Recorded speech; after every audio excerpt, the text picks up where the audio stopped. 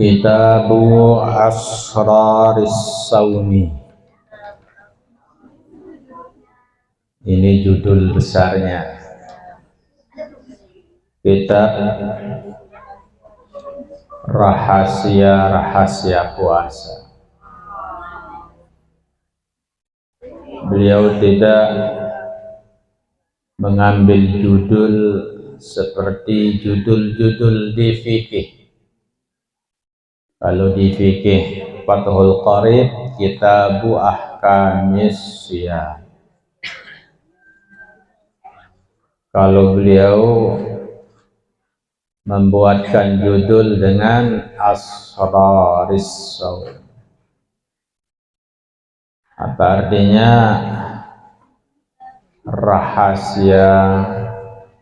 Rahasia puasa. Rahasia puasa ini ditemukan oleh orang-orang yang sudah mempraktikkan puasa. Ada di balik hukum pelaksanaan puasa itu ada rahasia. Namanya rahasia, ya rahasia. Ya, hal penting yang muncul di balik pelaksanaan puasa. Apa itu rahasia? Ya, rahasia itu kalau menurut ulama sirrun ilahiyun la yanqasifu illa bih. Satu rahasia yang tidak terungkap kecuali dengannya. Puasa dilaksanakan bertahun-tahun. Di balik praktik puasa muncul rahasia yang didapati oleh pelaku. Berdasarkan puasanya Imam Al-Ghazali, dia berbagi dengan kita, menceritakan apa itu puasa. Walaupun ayat dan hadisnya sama.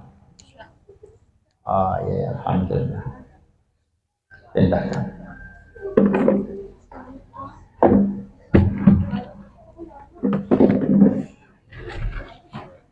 Tetapi didapati oleh mereka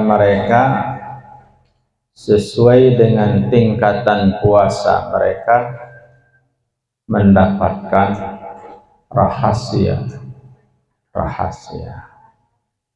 Tidak hanya lapar, tidak hanya dahaga, tidak hanya lelah, tapi di balik lelah, lapar, haus, dia temukan rahasia. Tergantung dari kelas ibadah puasa kita. Sebagai informasi, dikatakan oleh Imam Al-Ghazali yang pertama, alhamdulillahillazi a'zama ala ibadihil minnata. Bersyukur, segala puji bagi Allah yang telah memuliakan ala ibadih, semua hambanya. Bisa jelas dari sana?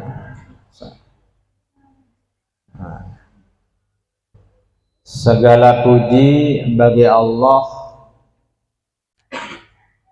dialah yang membesarkan, yang memuliakan.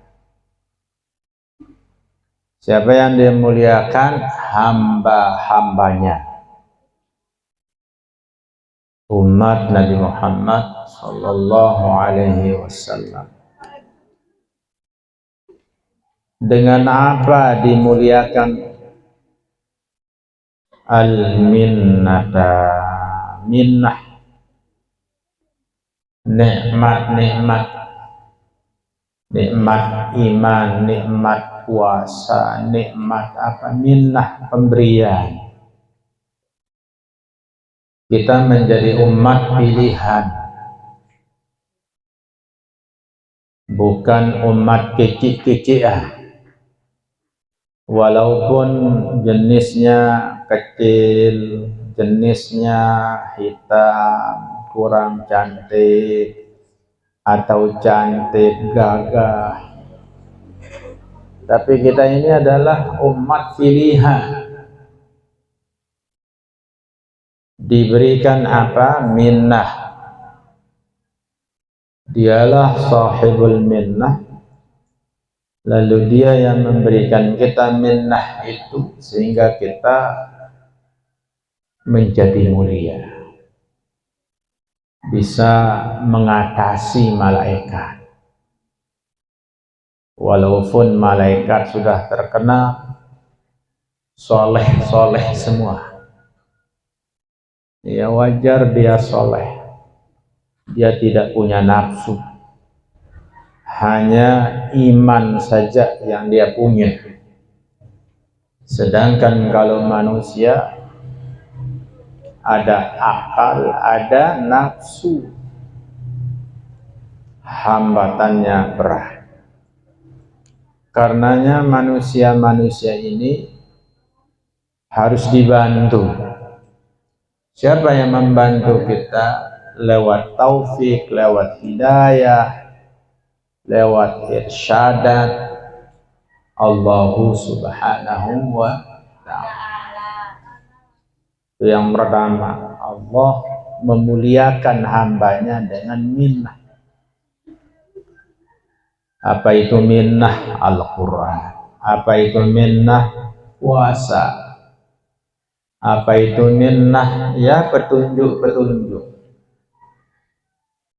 Santri-santriwati kalau mau mulia di sisi Allah, jangan jauh dari minnah. Minnatul Islam, minnatul iman, minnah petunjuk, minnah Al-Quran. Bima dafa'anhum kaidas syaitani wa fannihi. Allah subhanahu wa ta'ala memuliakan hambanya, memberikan al-minnah dengan cara menolak tipu daya setan dan kecerdasan setan. Coba, setan sudah diizinkan oleh Allah untuk menggoda manusia, walaupun dia sudah dilaknat, tidak akan mendapatkan nikmat surga, dia akan selalu berada di neraka. Makanya setan itu posisinya menjadi aduun mubin, musuh yang nyata-nyata. Posisi setan di kita itu posisi yang sangat-sangat berat. Dia memposisikan dirinya menjadi apa? Lawan yang bisa tujuannya untuk mengalahkan kita. Untuk mengalahkan kita. Kemampuan setan, politik setan, kait syaitan, kait itu, kait syaitan, itu bisa tidak nembus, tidak berhasil menggoda manusia. Kenapa? Karena kita diberikan minnah. minnah petunjuk, minnah Quran, minnah iman. Walaupun diizinkan, boleh, silahkan. Yakinkan manusia untuk jadi qarinnya, menjadi sahabatnya, menjadi temannya, kalau kamu mampu. Karena manusia itu saya bentengi dengan minnah. Alhamdulillah. Setan boleh berkentayangan di mana-mana. Kecerdasannya boleh setinggi langit. Tetapi kita akan mampu mengalahkan setan itu dengan minnah yang Allah berikan kepada kita. Wa radda amalahu wa ghayyaba dhannahu. Allah menolak rencana-rencananya. Apa rencana setan untuk kita? Ya, meyakinkan kita untuk bersama dengan dia, dengan manisnya mulutnya, dengan manisnya penampilannya, dengan manisnya janjinya. Tapi kita akan sadar itu ajakan-ajakan yang sia-sia, ajakan-ajakan yang mencurigakan untuk dibawa kita kepada hal-hal negatif. Tetapi Allah Subhanahu wa ta'ala memberikan kekuatan untuk kita menolak setan-setan itu. Wa radda malahu wa khayyaba dhannahu, dan menghancurkan zonnya, rencana-rencananya. Ya, tergantung dari keimanan kita. Semakin kuat iman kita, semakin banyak rencana setan untuk menjatuhkan kita.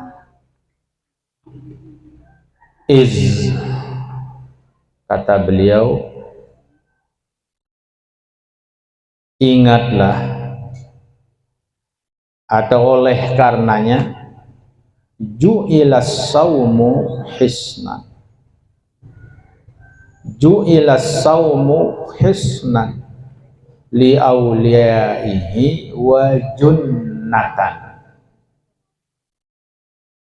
Oleh karenanya puasa diwajibkan ke kita, itu fungsinya apa? Hisnan. Hisnan itu artinya bukan husnan, pakai sod. Hasana, yahsunu, husunun, husunul hamidiyah. Hisnun, hisnun itu artinya benteng.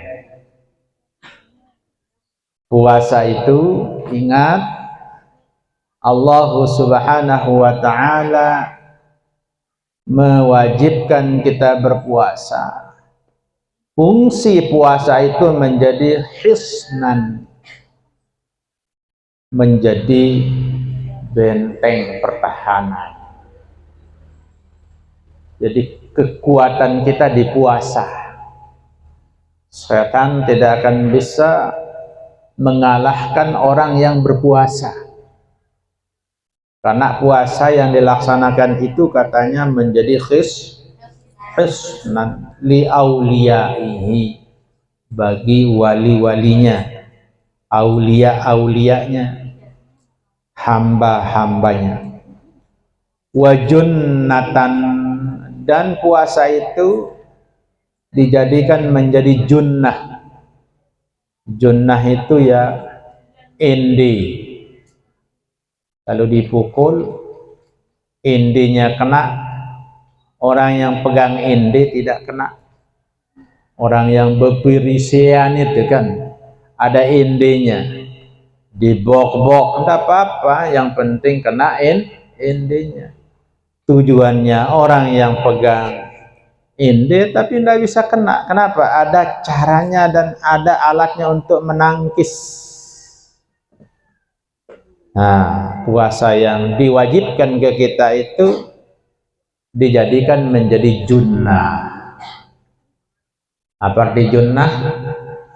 Ya bahasa kita jadi indi, jadi azimat, jadi penghalang, menjadi ya pelindung. Karenanya puasa yang sudah 11 hari ya, 11 hari ini, sudah 11 hari tidak terasa 11 hari kita sudah berpuasa. Mudah-mudahan itu berfungsi menjadi junnah dan hisnan, menjadi benteng dan menjadi pertahanan kita. Wa futiha lahum bihi abwaabul jannah. Dan puasa yang diwajibkan ke kita ini sudah 11 hari bisa menyebabkan menjadi pintu-pintu surga terbuka lebar. Siapa yang mau masuk silahkan, pintu-pintu surga terbuka lebar dengan sebab puasa. Bihi bisaumi futiha lahum, dibuka untuk mereka, untuk kita ya, untuk kita, karena puasa ini ibadah terlama, ibadah yang sudah diuji coba oleh kaum-kaum sebelum kita. Nabi Musa punya puasa, Nabi Isa punya puasa, Nabi Adam punya puasa, Nabi Ibrahim punya puasa. Sudah diuji coba pada nabi-nabi dan umat-umat terdahulu. Karenanya santai-santai saja, jangan menjadi beban berat, stres karena puasa. Enggak, ini ibadah biasa yang pernah diwajibkan umat-umat sebelum kita. Kama kutiba 'alal ladzina min qablikum la'allakum tattaqun. Maka dengan puasa wa futiha lahum awliyaihi bihi ay bisyami abwabul jannah. Apa? Pintu-pintu surga itu dibuka karena puasa. Ya, ini maknanya perlu diterjemah dalam kehidupan kita. Makna pintu-pintu surga artinya kebaikan-kebaikan. Nah, karena surga nanti, di dunia itu amal, berarti pintu-pintu amal dibuka. Banyak sekali model-model kebaikan-kebaikan yang dianjurkan di dalam bulan Ramadan. Di antaranya salat tarawih. Salawat tarawih itu dikerjakan dua rakaat,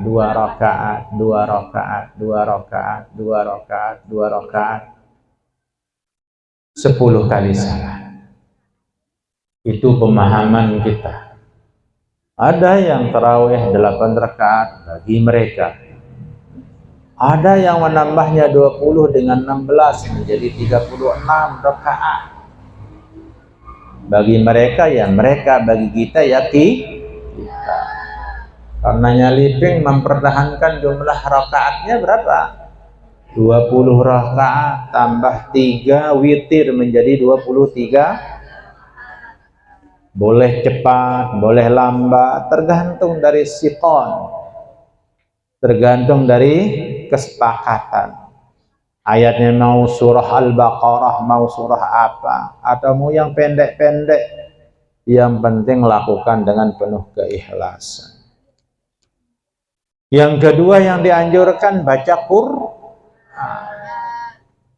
Dibaca Quran walaupun kita tidak paham maknanya, apalagi kita paham maknanya. Baca Quran dengan maknanya membuat hati kita menjadi bening. membuat hati kita menjadi tenang, membuat hati kita menjadi cerdas. Apalagi kita membaca Quran dengan maknanya. Wa arrafahum anna wasilatasy syaitani ila qulubihim asy-syahawatul mustaqinnatu. Apa maknanya ini? Dan Allah yang memberitahukan mereka hamba-hambanya, aulia-aulianya, atau kita ini mengumumkan kepada kita oleh Allah Subhanahu wa ta'ala anna wasilatasy syaitan, wasilah syaitan, perantara menggoda manusia, alat-alat atau sarana-sarana syaitan untuk mengalahkan kita agar kita mengikuti ajarannya dan menjadi sahabatnya nanti di neraka. Jadi yang memberitahukan kita Allah Subhanahu wa ta'ala. Asy-syahawatul mustaqinnatu. Syahwat atau nafsu-nafsu yang mendarah daging dalam diri kita, yang sudah menyatu dengan diri kita.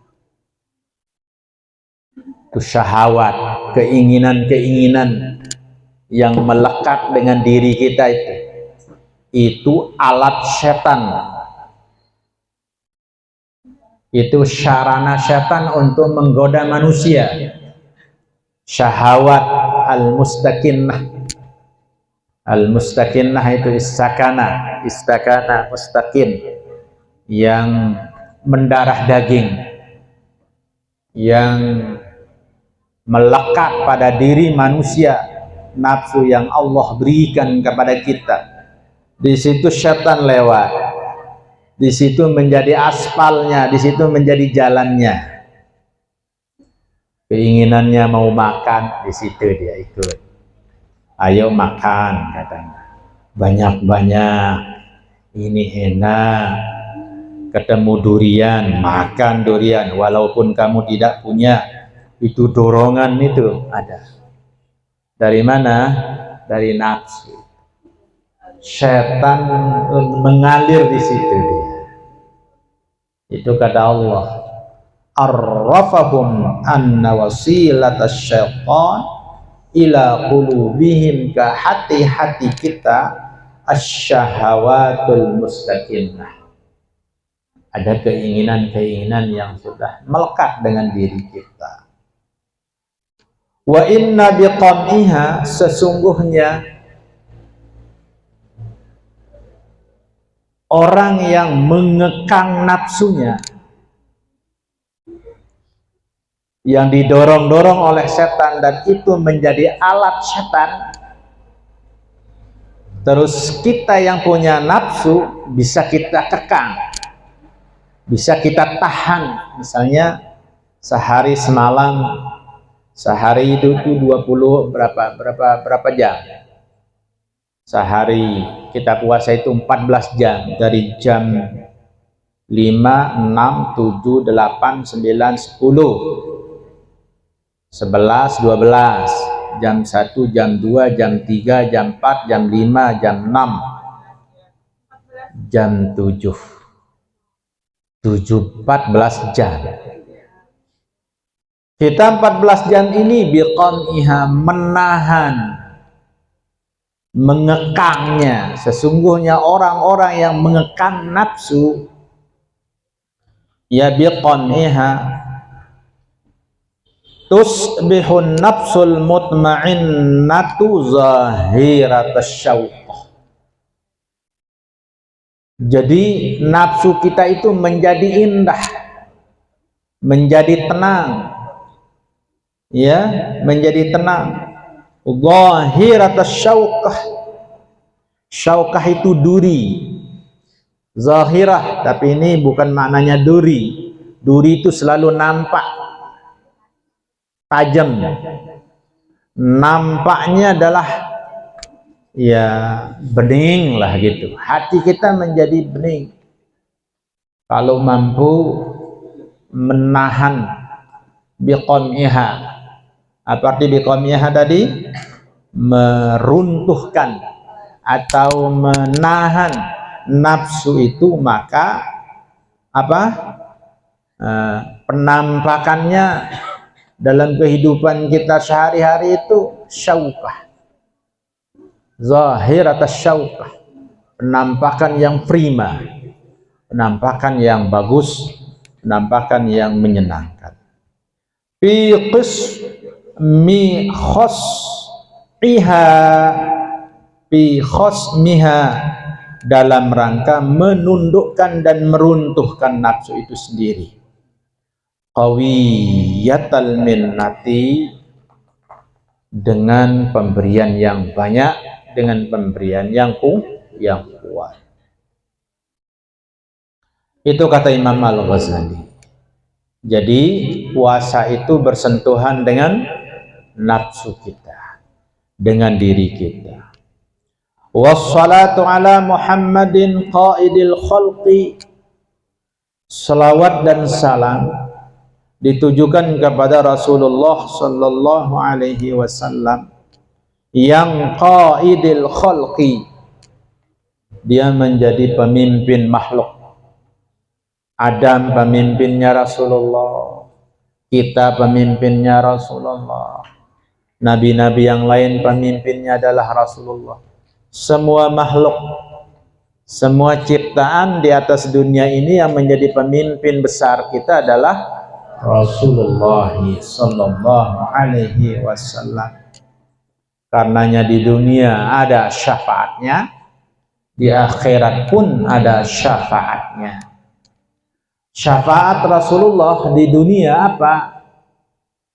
Sedang kita laksanakan tugas keagamaan atau ajaran-ajaran agama, sunnah-sunnah beliau kita bisa pelihara, berarti sedang kita mendapatkan syafaat. Duduknya kita di hari ke-11 ini dari Ramadan sedang mendapatkan syafaat dari Rasulullah sallallahu alaihi wasallam. Di akhirat nanti tidak ada yang siap memberikan syafaat, hanya beliau, namanya syafaatul uzma. Di situ yang sangat-sangat dibutuhkan syafaat itu. Apakah kelasnya kita jadi umat biasa, ya, atau apalagi kelasnya kelas tinggi jadi umat beliau, ya, asy-syuhada was-salihin was-sadiqin. Oh, luar biasa, kita pasti akan mendapatkan syafaat beliau. Karenanya beliau qaidil khalqi. Yang kedua, wa mumhidis sunnati, mumhid, amhada, mumhid, menyiapkan dan menghidupkan sunnah, menyiapkan, ya, sunnah-sunnah atau menghidupkan sunnah-sunnah. Sunnah para nabi-nabi dulu dihidupkan, dikembangkan. Kebaikan-kebaikan umat dahulu tidak ada yang disia-siakan oleh beliau. Makanya Al-Quran datang musaddiqan lima baina yadayh, membenarkan informasi-informasi yang sudah terkirim oleh Allah lewat kitab-kitab sebelumnya. Apakah Taurat, Injil, Zabur, atau suhuf-suhuf. Ada di situ iman, ada di situ ibadah, ada itu kisah, ada itu wa'id, ada itu hukum dan ibadah. Hukum-hukum dan ibadah itu dihidupkan oleh Nabi. Mumhidis sunnah, disiapkan dan dihidupkan sunnah-sunnah itu. Jadi itulah Nabi. Makanya dulu wanita Sebelum Rasulullah Sallallahu Alaihi Wasallam ada, ya susah kita jadi wanita. Tidak boleh jadi pemimpin, tidak boleh beraktivitas yang banyak, tidak boleh, harus diam di rumah. Lebih-lebih dia ketika dia sedang dalam keadaan haid. Tidak boleh beraktivitas seperti biasa. Melayani suaminya tidak boleh, bergaul dengan temannya tidak boleh. Diposisikan seperti berangkak atau binatang. Dibuatkan dibuatkan kandang khusus untuk wanita-wanita yang haid. Tapi begitu datang Nabi, dihidupkan kehidupan wanita, ya kan? Boleh sekarang wanita haid, boleh dia sekolah, boleh, boleh jadi pemimpin, boleh, boleh kerja, boleh, boleh bergaul dengan siapapun, boleh. Yang dilarang hanya sedikit dari larangan-larangannya. Baca Quran, itu yang tidak boleh. Naik masjid tidak boleh, pegang Quran tidak boleh. Lebih sedikit larangan daripada yang boleh. Nah, ini buktinya bahwa Nabi mumahhidis sunnati wa ala alihi wa ashabihi zawil absari saqibati. Demikian juga setelah kita berselawat kepada Nabi Muhammad sallallahu alaihi wasallam, ada keluarganya dan ada sahabat-sahabat, keluarga-keluarga yang muslim, sahabat-sahabat yang setia dan ikut berjuang, baik di zamannya ada di Madinah atau zamannya ketika berada di Makkah. Beliau banyak sahabatnya. Sahabat-sahabatnya itu zawil absar, punya pandangan yang luas, as-saqibati, yang berlubang. Maksudnya pandangannya ke depan. Di situ sumber-sumber hukum dan kebijakan. Karena beliau sendiri yang lihat Nabi, beliau sendiri yang merasakan zaman Nabi. Kalau kita kan hanya cerita di atas cerita. Ada yang pernah melihat Nabi? Tidak ada.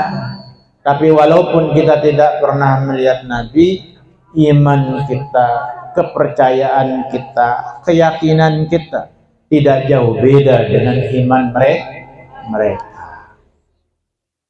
Tetapi kalau dari segi zahiratan, mata para sahabat itu melihat Nabi, kecerdasan Nabi dirasakan, hikmah Nabi dirasakan, kebijakan Nabi dia rasakan, akhlak Nabi dia rasakan.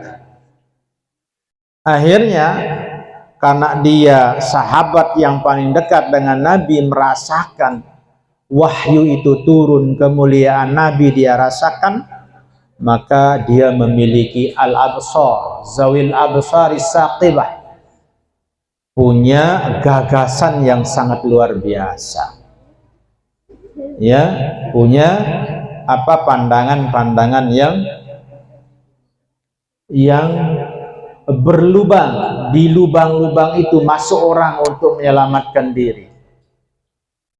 Nah, itu maksudnya sahabat-sahabat Nabi punya gagasan-gagasan besar. Wal uqul, cerdas, al murajjihati, yang kuat, yang tidak remeh tetapi kuat. Wasallama tasliman katsira, sebanyak-banyaknya salat dan salam kepada baginda Rasulullah sallallahu alaihi wasallam dan kepada para sahabat dan keluarga beliau. Ada dapatnya hari ini? Apa dapatnya? Siapa yang memiliki julukan Zawil Absar, Zawil Absar Saqibah, keluarga Nabi. Keluarga Nabi itu ada dua. Keluarganya min jihatin nasab, biologisnya. Yang itu dibagi dua, ada yang Islam, ada yang tidak Islam. Yang kita bacakan selawat keluarganya yang Islam. Yang kedua, keluarga Nabi min jihatid doa. Doa. Siapa?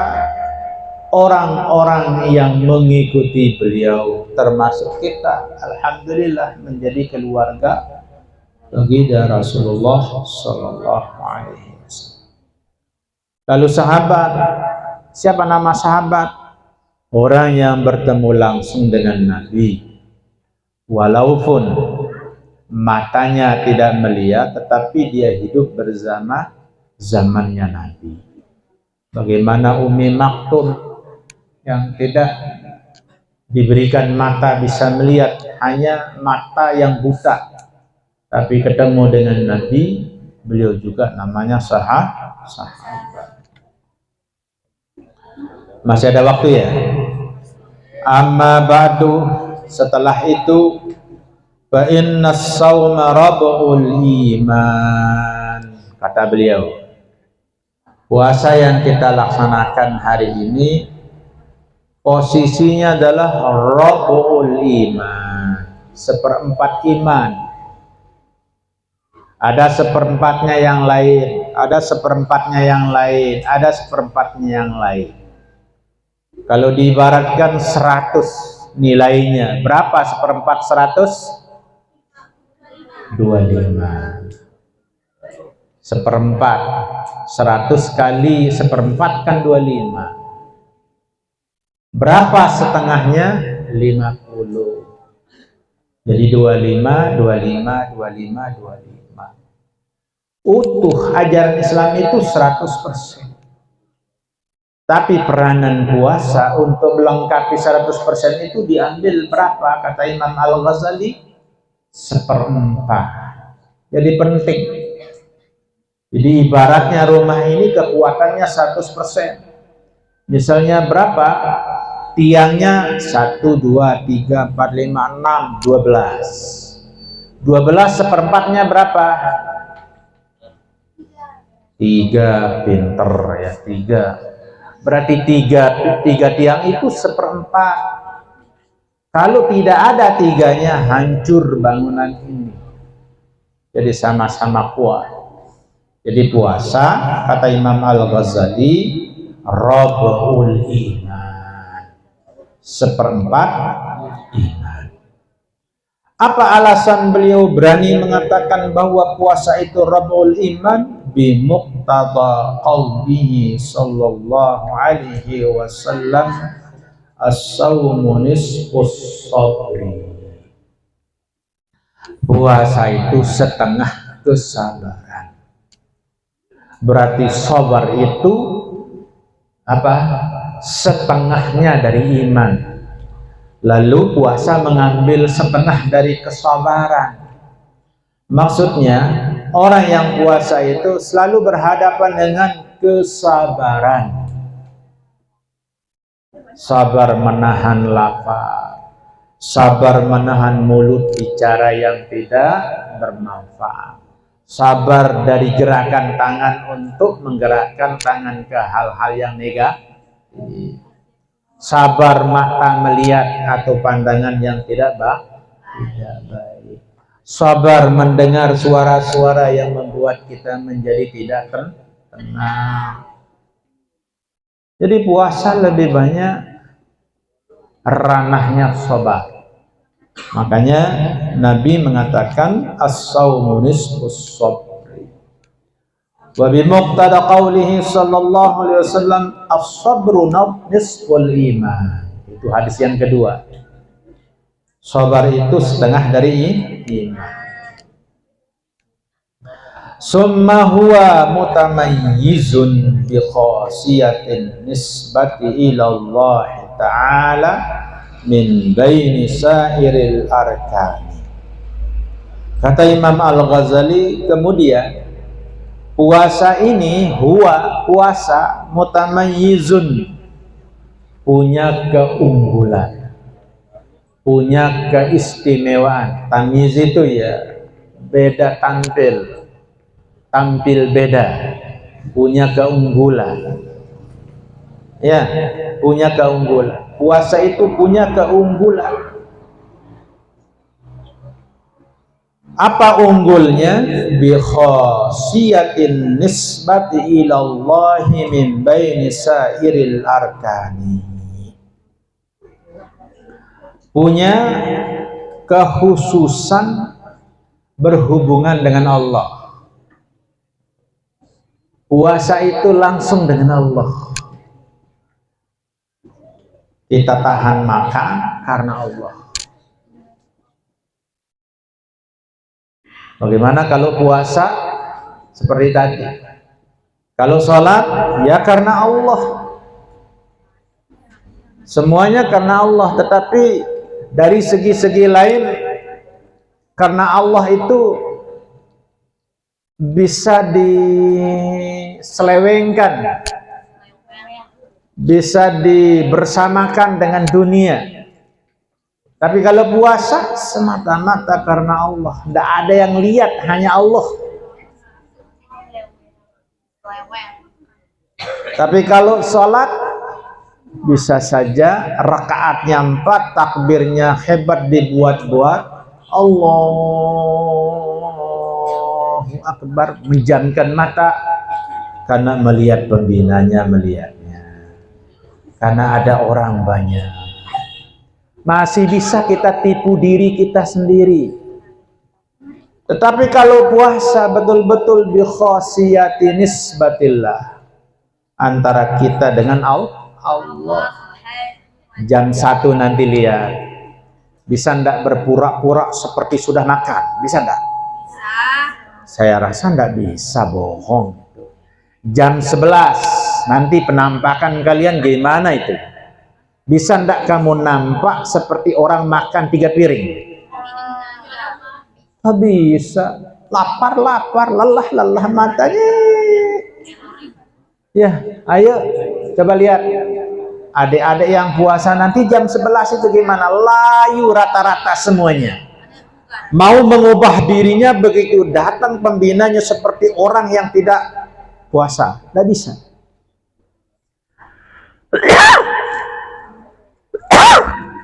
Saya terlalu semangat ini. Ya. Ayo santri. Jam 12 puasa hari ini. Penampilannya gimana nanti? Loyo. Datang orang tuamu mau menampakkan dirinya seperti baru selesai makan. Gak bisa. Potongannya begitulah. Kalau sholat sendirian, cepat sholatnya. Sendirian tidak pakai topi, sendirian tidak pakai sejadah, sendirian tidak wirid. Tapi kalau ada temannya banyak di situ, apalagi ada pembina, bisa disetting. Kesalehan itu bisa disetting. Penampakan kita itu bisa disetting. Sedangkan kalau puasa tidak bisa disetting, karena ini hubungan kita dengan Allah Subhanahu wa ta'ala. Coba, luar biasa Imam Al-Ghazali. Kata beliau bahwa puasa itu adalah mutamayyiz. Ada keunikannya, ada keistimewaannya. Di mana keistimewaannya? Bi khasiyatin nisbati ilallahi ta'ala min baini sairil arkani. Kalau dibandingkan dengan rukun-rukun Islam yang lain, mau sholat, mau haji, mau zakat, dan yang lain-lain. Oleh karenanya Allah Subhanahu wa ta'ala berfirman dalam hadis kudusinya, hakahu anhu nabiyuhu sallallahu alaihi wasallam, kullu hasanatin bi asyri amsalihah, semua kebaikan nilainya 10. Satu kebaikan nilainya 10. 10 pahala, 10 derajat. Ya, satu kebaikan, ayo, coba jangan ribut. Satu kebaikan, kata Nabi, bi asyri amsalihah, dengan 10 pahala. Yang 10 pahala itu bisa meningkat menjadi ila 700 di'fin, 700. Iya. Selain puasa, mau sholat, mau zakat, mau haji, mau sedekah, mau apa, bisa ditentukan pahalanya, bisa ditakar-takar pahalanya, bisa ukurannya jelas. Ukurannya jelas, masih bisa dimati-matikan, dimati-matikakan. Ya, pasti bisa, ada aturan-aturannya. Ya kan? Ya, itu kata Nabi. Illas sauma, kecuali kalau puasa. Kalau puasa bukan 10, bukan 5, bukan 700, bukan 1000. Nggak bisa ditawar-tawar, nggak bisa ditakar-takar, nggak ada takaran-takarannya, nggak ada. Ya, nggak ada. Illas sauma. Kenapa tidak ada takaran-takarannya? Fa innahu li, sesungguhnya puasa itu li, apa tili? Bagiku, untukku, saya yang punya, gitu kan, kata Allah. Kalau sholat ada takaran-takaran, kalau puasa tidak ada takaran-takarannya, tidak ada apa ya, standarnya tidak ada. Ya, kenapa? Karena istimewanya li, saya, karena saya yang punya, wa ana ajzi bihi, apa artinya ini? Dan saya yang membalasnya. Urusan saya dan saya sendiri yang membalas. Mau 1000 maunya saya, mau 3000 tidak usah ditakar-takar, tidak mau saya ditakar-takar, tidak mau saya ditentukan, tidak mau. Dan saya tidak mau menentukan, enggak. Tergantung dari keikhlasan Anda dengan Allah Subhanahu wa ta'ala. Nah, ini apa penjelasan Imam Al-Ghazali. Jadi puasa itu punya kekhususan, punya keistimewaan berdasarkan firman Allah Subhanahu wa ta'ala yang disampaikan oleh Nabi Sallallahu Alaihi Wasallam. Semua kebaikan itu masih bisa diukur pahalanya dari satu kebaikan 10 kebaikan. Dari 10 kebaikan bisa diangkat atau bisa dilipat gandakan menjadi 700. Sedangkan kalau puasa tidak begitu katanya. Urusan saya puasa itu dan saya sendiri yang memberikan pahala. Kalau saya sendiri yang memberikan pahala, berapapun maunya saya, karena hak saya.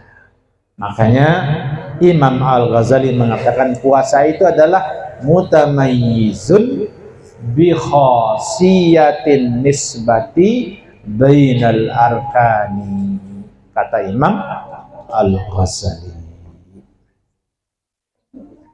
Wa qad qala Allah Ta'ala, nanti kita lanjutkan sampai di sana ya. Wa qad qala, insyaallah hari Kamis kita lanjutkan. Mudah-mudahan kalian sudah pegang apa teksnya. Sampai sini ya. Mari kita berdoa. Ya jamilas sunai ya man kullama dahinal amru jalama dahima, ya ghiyasal mustaghisina wa ya madiyal qamiza ma hakama نفس الأمر علينا سرعة مر علينا عزم نفس الأمر علينا سرعة نزل الأمر نفس الأمر علينا سرعة